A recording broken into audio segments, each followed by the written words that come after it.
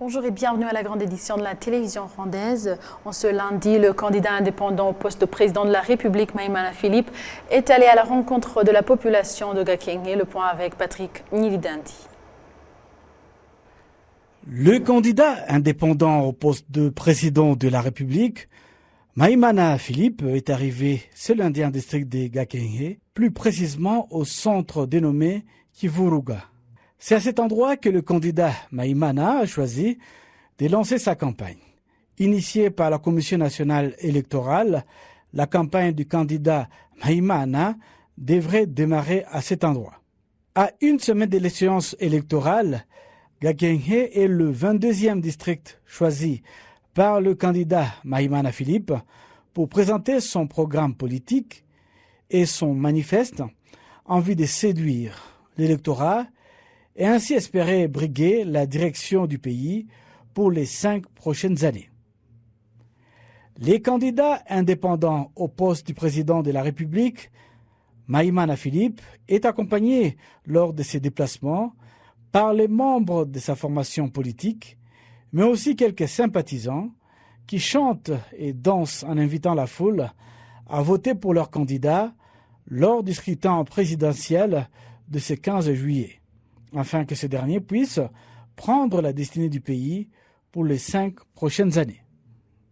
Au cours de son discours électoral, le candidat indépendant au poste de président de la République, Maïmana Philippe, en arrivant à Kivuruga, en district de Gakenke, a commencé par remercier la population locale pour leur soutien et pour être venu écouter son programme politique, mais aussi ses priorités s'il est élu à la tête du pays.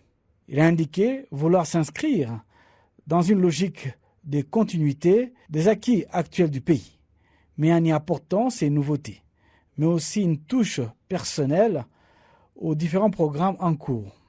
Parmi les 50 priorités du programme politique du candidat Maïmana Philippe, il a insisté sur le respect du temps et du délai d'exécution des différents programmes, car la ponctualité reste le maître mot de son action, mais également la discipline, car les récalcitrants seront sanctionnés, a conclu le candidat indépendant. Il a aussi déclaré que si les Rwandais les choisissaient pour diriger le pays, les salaires des travailleurs seraient versés à temps, alors que la plupart d'employeurs, surtout dans le secteur privé, semblent négliger cet aspect. Maïmana Philippe a aussi indiqué être prêt à suivre le cas de certains travailleurs qui dépassent les heures normales de travail juste pour montrer qu'ils aiment leur travail. Mais en même temps, ces personnes négligent les autres responsabilités de la famille. Cet après-midi, le candidat indépendant, Maïmana Philippe, est arrivé en secteur Bushoki, du district de Rulindo, en vue de poursuivre sa campagne électorale. Maïmana Philippe a été accueilli par le maire du district, Mukanyeli Judith. Du côté du Parti vert, Green Party, le candidat à la présidentielle pour cette formation politique a fait campagne en secteur du district de Bugesera, mais aussi en secteur Gahanga, en district de Kichukilo, dans la ville de Kigalile-Détesse, et avec Patrick Nyilidandi.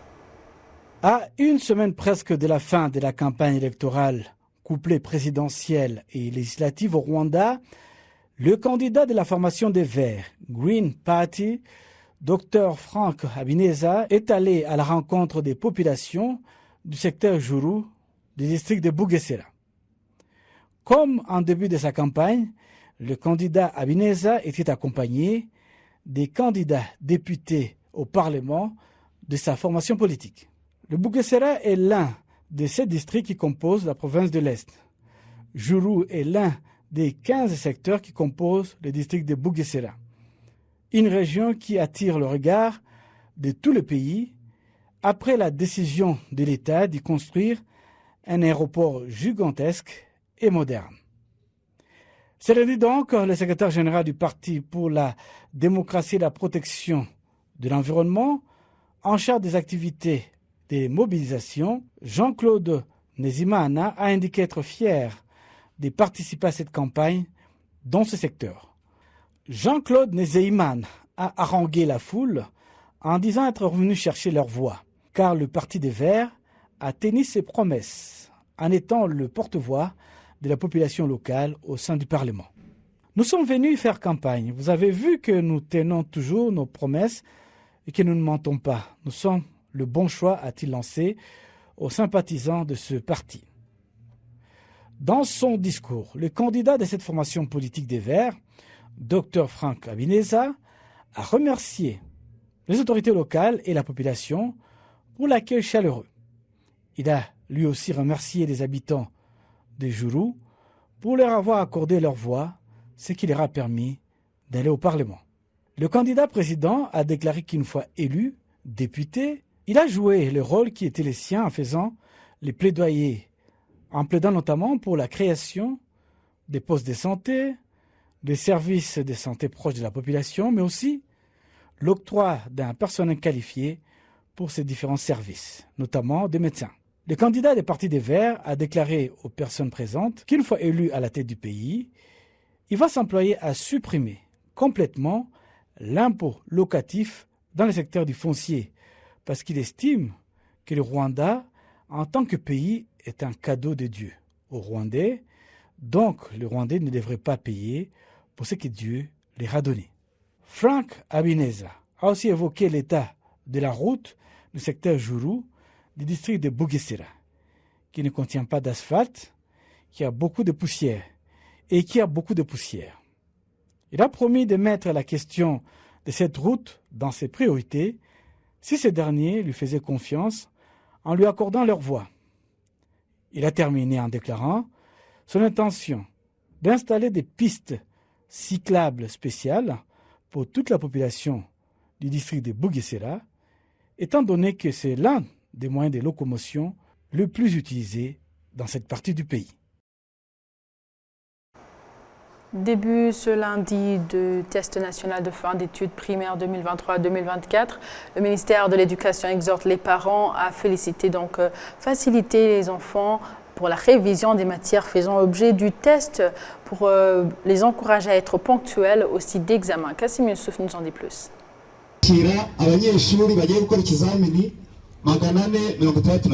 C'est au groupe scolaire de Gisozi 1 où s'est déroulé le lancement officiel du test national sanctionnant la fin d'études primaires 2023-2024. Les enfants ont fait savoir qu'ils sont bien préparés. Les enseignants admettent également qu'ils ont pu avoir assez de temps pour faire la révision générale des matières faisant l'objet du test national. En procédant au lancement officiel du test national de fin d'études primaires 2023-2024, le ministre de l'Éducation, Twagirayezu Gaspard, a exhorté les parents à jouer un grand rôle dans la bonne réussite des enfants. Ils sont des 192 999 élèves répartis sur environ 1000 centres où se déroule le test national. Les garçons sont 181 189 et les filles 111 810. Mukarugwiza Epiphanie, ex-membre des forces armées rwandaises, phare est l'une de celles d'entre ceux qui sont convaincus que le leadership du président Paul Kagame a été le canal ayant favorisé la cohabitation des Rwandais et que c'est ce qui a fait qu'il ait décidé de se désolidariser de ses camarades et de quitter les forêts de l'Est de la République du Congo. Kassim Youssouf nous en dit plus. En 1992, Mukarugwiza Epiphanie a rejoint la force armée rwandaise défaite.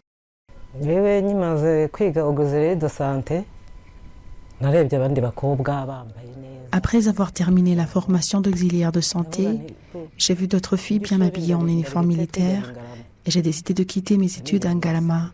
Et immédiatement, j'ai rejoint l'armée en 1992. Lorsque j'ai terminé ma formation militaire, c'était le début du génocide qui a fait que nous ayons fui le pays.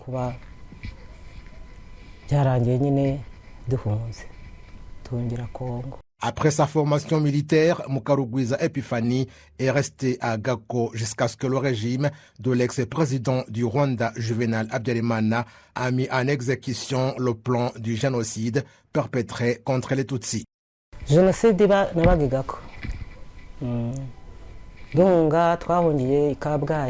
J'étais à Gako quand le génocide a commencé et nous avons fui à Kabgayi.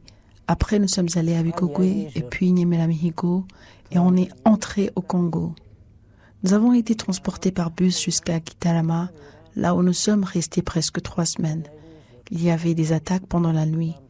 Après avoir été défaits par les soldats d'APR, nous avons fui vers le Zaïre sans véhicule et nous nous sommes dispersés, certains ici et d'autres là-bas.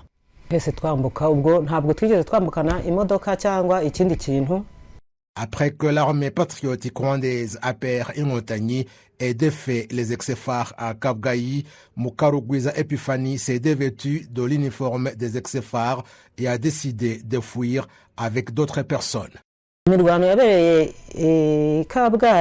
de l'affrontement de Kabgayi, nous étions là parce qu'il y avait un bus qui transportait les soldats femmes, les filles et leurs enfants. Après qu'on ait été défaits par les Inkotanyi, nous sommes mêlés aux autres fugitifs civils sans uniforme militaire. J'ai enlevé les miennes à Kabgayi et je me suis habillée d'autres vêtements féminins. Ils ont quitté le Rwanda et une fois dans l'ancien Zaïre, ils ont commencé une nouvelle vie dans les forêts d'Ubundu.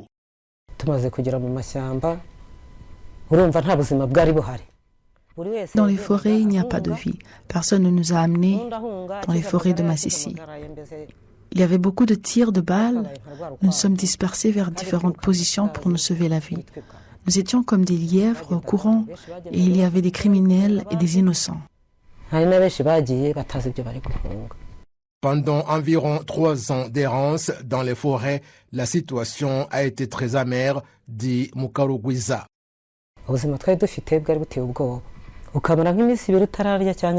La vie que nous menions là était terrible. Là où on peut passer 2 ou 3 jours sans manger.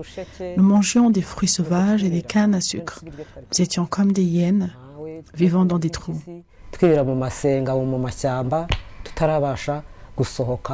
En 1998, un avion a été envoyé à Kisangani, une opportunité accordée à ceux qui voulaient rentrer au bercail et se tirer du joug de ceux qui les maintenaient en otage, ayant perpétré le génocide. J'avais sensibilisé les autres que notre président avait envoyé un avion pour que nous puissions rentrer. J'ai demandé qui avait donc la capacité de marcher 800 km. 800 km multiplié par 2, c'est combien? C'est 1600. Est-ce qu'on était capable de les faire à pied? À Kisangani, le problème était de faire entrer ceux qui n'avaient pas du tout envie. Il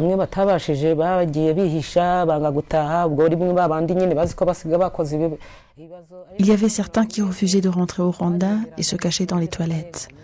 Les autorités nous demandaient où les autres se cachaient parce que le nombre de ceux qui devaient rentrer était totalement différent de celui qu'ils avaient enregistré. Ils connaissaient ceux qui avaient commis le génocide. Après les avoir trouvés, on les emmenait jusqu'à l'aéroport.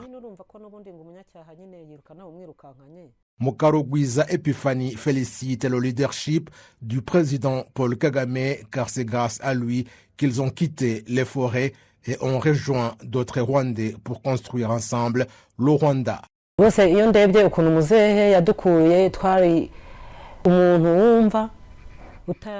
Lorsque je réalise que notre président a fait en nous faisant sortir des forêts du Congo, celui qui ne voit pas ce qu'il a fait et ce qu'il continue de réaliser aujourd'hui, celui qui ne le voit pas, je pense qu'il n'est pas normal.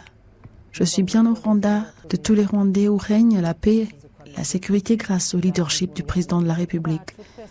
Il m'a donné le mutuel, il m'a donné la mutuelle de santé et il n'y a pas de problème. Je ne trouve pas quoi dire d'autre qu'exprimer ma gratitude au président de la République.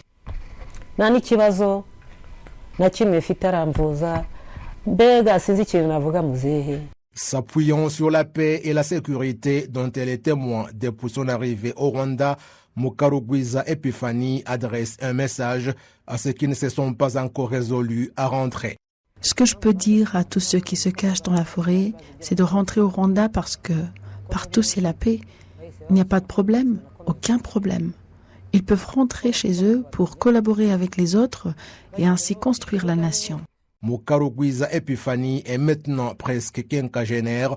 Elle est née dans l'ancienne commune de Ngoma, actuel secteur de Tumba, en district de Houye, mais réside aujourd'hui à Tassé-Makamba, dans le secteur de Kiwungo, en district de Ngoma.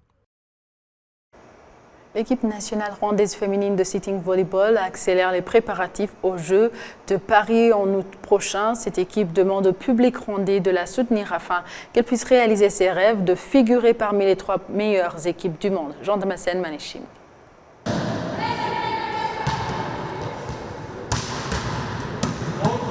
Une ambiance de compétition au centre Maison des Jeunes Kimisagara en pleine capitale rwandaise Kigali. En couleur nationale, l'équipe féminine de sitting volleyball travaille jour et nuit pour être au point avant de s'envoler pour Paris et doit participer aux Jeux paralympiques de cet été. C'est bel et bien l'équipe rwandaise, mais elle ne représente pas seulement le pays des 1000 collines, mais aussi tout le continent africain, car elle est la seule qualifiée pour cette ultime compétition. L'entraîneur de cette équipe affiche l'optimisme malgré les adversaires de taille dans ce tournoi. The team is still new because the team started from 10 years ago and we fight with the teams have a long time in the competition. But till now our team in the L'équipe est toujours nouvelle. Il existe depuis 10 ans et est opposé aux équipes qui ont connu plusieurs compétitions. Notre équipe a des ambitions de se perfectionner davantage pour les Paralympiques de Los Angeles et nous avons besoin de bons résultats dans cette édition. Nous savons que nous serons face aux équipes fortes. À commencer par le Brésil, la première équipe au monde, le Canada, deuxième, et la Slovénie, une bonne équipe aussi expérimentée. Notre équipe est encore jeune, mais a la chance de lutter pour obtenir de bons résultats. But our players are still young, have a chance to fight, have a chance to do good results. Confiante en elle-même, les joueuses de l'équipe rwandaise affichent une grande ambition d'aller le plus loin possible dans ces Jeux paralympiques et demandent au public rwandais de s'unir derrière elle pour avoir de meilleurs résultats. icyo twakwizeza abanyarwanda surtout ku bakurikira imikino yacu bazi urugendo rwacu kuva Brésil, Tokyo kugera tugiye kujya Paris. Ce que nous dirions à ceux qui nous suivent, sachant surtout notre parcours depuis le Brésil, Tokyo et maintenant Paris, nous avons changé notre placement mondial. Il y a eu des changements et ces Paralympiques de 2024 nous poussent à travailler davantage pour figurer dans les 3 meilleures équipes du monde. Nous voulons dépasser la phase des poules et continuer.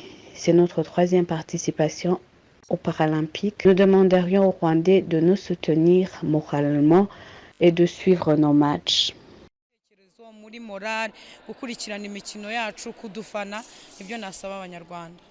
Si l'équipe représente tout le continent africain, cela lui demande de lutter de façon acharnée, un esprit que l'entraîneur essaie d'insuffler dans ses joueuses. Pour moi, c'est la 4e participation aux Jeux paralympiques. J'ai surtout joué avec l'équipe égyptienne. Chaque fois, j'y allais pour m'imposer aux autres. Et c'est ce que j'ai dit à mes joueuses. On n'y va pas pour nous amuser. Nous y allons pour gagner et nous devons lutter pour ça. Et nous devons faire du bien pour le Rwanda, surprendre ainsi tout le monde. Nous allons lutter et je pense que nous y parviendrons.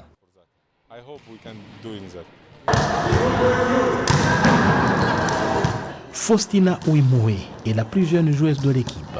Inspirée par la bravoure, la fraternité et le sens d'entraide de ses grandes sœurs, elle se déclare ravie de participer à une compétition mondiale pour la 2e fois. Ibintu mbigiraho ni byinshi cyane yaba mu mikinire no mu bijyanye n'ubuzima bisanzwe.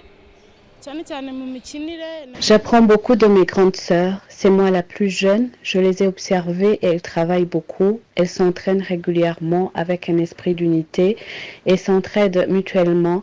Pendant la pause, nous échangeons les connaissances.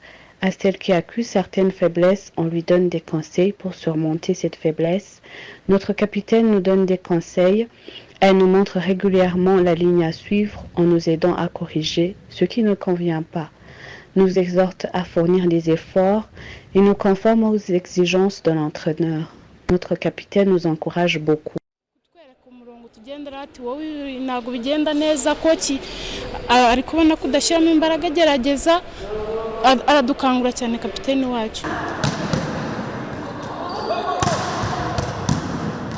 C'est pour la 3e fois que l'équipe rwandaise de sitting volleyball participe aux Jeux paralympiques.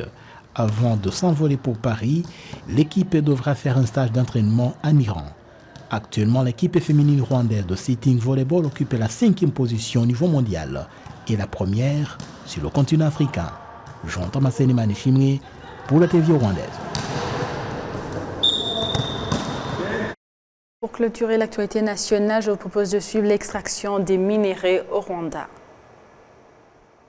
Nyirahabimana Colette du secteur de Rurian district de Gakenke indique qu'elle opère dans le secteur minier depuis maintenant 26 ans, alors que certaines personnes croyaient que ce secteur était l'apanage des étrangers, une fausse attitude comme elle le précise.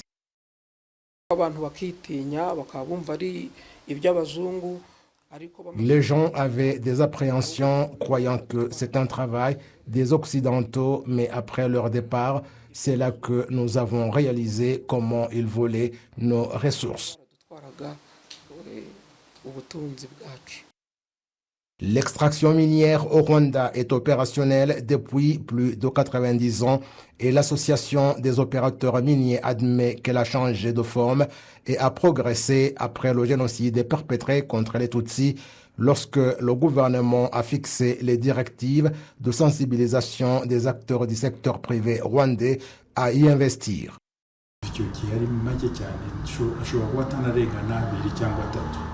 Les entreprises privées étaient très peu nombreuses à l'époque. Il n'y avait même pas plus de 2 ou 3. Vous avez constaté qu'il n'y avait pas de ligne directrice, mais plus tard, c'est devenu une bonne voie après que le gouvernement ait privatisé l'industrie minière en 2006. Maintenant, les résultats, c'est que nous avons plus de 200 sociétés minières privées. Les opérateurs miniers indiquent qu'au cours des 30 dernières années, il leur a fallu abandonner la manière archaïque d'extraction et investir dans l'achat d'équipements modernes leur permettant d'aller plus en profondeur. La direction du site minier de Rutongo, en district de Rulindo, indique que c'est l'extraction minière moderne qui leur a permis de doubler leur volume d'extraction. Nous extrayons maintenant environ 80 tonnes par mois, ce qui donne environ 1000 par an. Tout cela par rapport aux tonnes qu'on extrayait ici, on trouve que la production a plus que doublé grâce aux gros investissements réalisés dans ce secteur. En plus de l'extraction moderne, la plupart des sites miniers se servent de la technologie afin de séparer les pierres précieuses et le sable.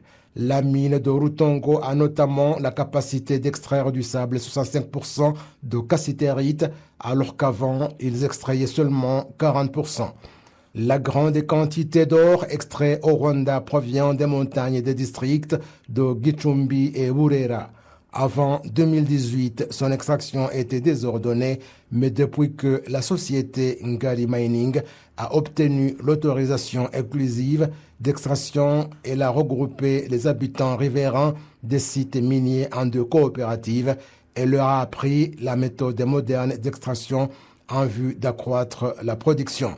Le représentant d'Ongari Mining à Miové indique qu'environ 70 tunnels souterrains qu'ils ont réalisés montrent qu'on y trouve une quantité importante d'or, raison pour laquelle ils ont en début de cette année installé une usine pouvant extraire du sable 85% d'or. Nous avons de l'or ici à Miové, donc maintenant, là où nous obtenions 2 grammes par tonne de terre, nous obtenons 5 grammes grâce à cette usine. Il y a au cours des 30 dernières années ceux qui ont commencé en tant qu'employés ordinaires dans l'extraction minière qui maintenant sont heureux parce qu'ils contribuent à la création d'emplois.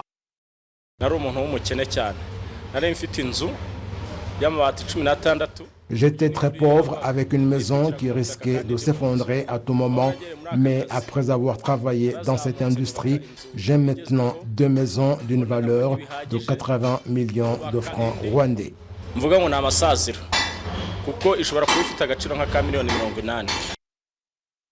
Ils sont actuellement environ 70 000 personnes qui opèrent dans l'extraction minière, dont des jeunes qualifiés.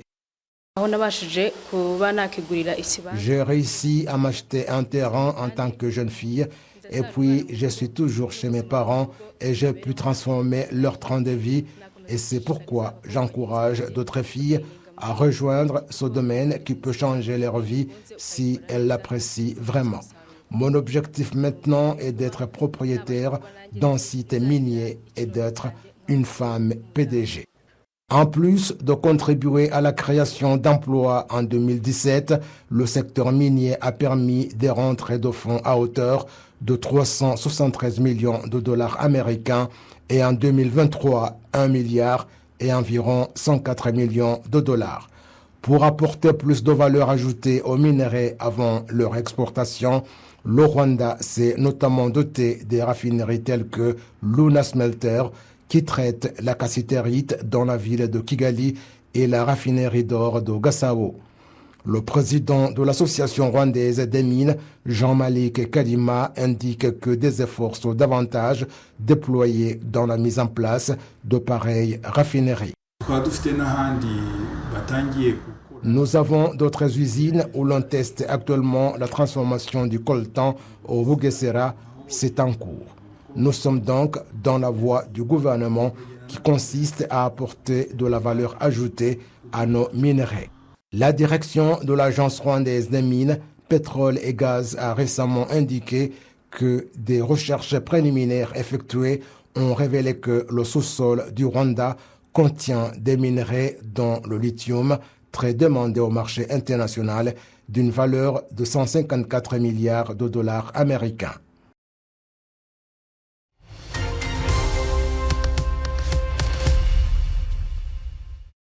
Merci de rester fidèle à la télévision rwandaise. Place maintenant à l'actualité internationale. Paris 2024, la nageuse égyptienne Farida Osman n'ira pas aux Jeux Olympiques. Elle a réalisé un temps de 24,112 secondes dans le 50 mètres nage libre à seulement 0,02 secondes du temps A de 24,110. Suivant le reportage d'Africa News. Farida Osman n'ira pas aux Jeux Olympiques de Paris 2024. C'est dans un post Facebook que la nageuse égyptienne, spécialiste du 50 mètres papillon, a annoncé sa déception. La sextuple médaillée d'or africaine a été disqualifiée par le comité olympique pour avoir réalisé un temps de 24 secondes 72 centièmes dans le 50 mètres nage libre à seulement 0,02 secondes du temps A de 24,70 lors du programme d'entraînement. La nageuse égyptienne Farida Osman a remporté la médaille de bronze aux 50 mètres papillon au championnat du monde de natation à Doha au Qatar avec un temps de 25,67 secondes. C'est la troisième médaille d'Osman aux mondiaux après ses bronzes aussi en 2017 et 2019 dans le 50 mètres papillon. En 2022, elle avait terminé à la 4e place. Farida Osman faisait partie des espoirs de médaille pour son pays, l'Égypte. Juin 2024, le 13e mois consécutif de record de température selon le service climatologique européen Copernicus. Les records de chaleur battus par la Terre depuis plus d'un an se sont poursuivis au mois de juin. Juin 2024 est le 13e mois consécutif à établir un record de température moyenne plus élevé que les mois équivalents selon les estimations de l'Observatoire européen Copernicus. Il s'agit du mois de juin le plus chaud jamais mesuré, effaçant le record déjà battu en 2023. La température globale continue d'augmenter à un rythme rapide et les records ont également été battus avec une marge très importante au cours des 13 derniers mois. C'est donc tout à fait remarquable. Les températures du mois de juin ont atteint des niveaux records dans le monde à cause du rejet de gaz à effet de serre dans l'humanité. Conséquence, une surchauffe inédite des océans qui ont absorbé 90% de l'excès de chaleur provoqué par l'activité humaine. En Arabie Saoudite, le thermomètre a dépassé les 51 degrés, causant la mort d'au moins 1300 pèlerins. La chaleur hors norme à la surface de l'Atlantique Nord a ainsi renforcé la puissance de Beryl, un ouragan exceptionnel qui a dévasté les Antilles début juillet. Voilà, c'est tout pour aujourd'hui. Avec toute l'équipe qui a réalisé la grande édition, je vous souhaite de passer une excellente suite du programme de la télévision rwandaise. Vous étiez avec Amandine Dikoumassabo. À la prochaine et d'ici là, portez-vous bien.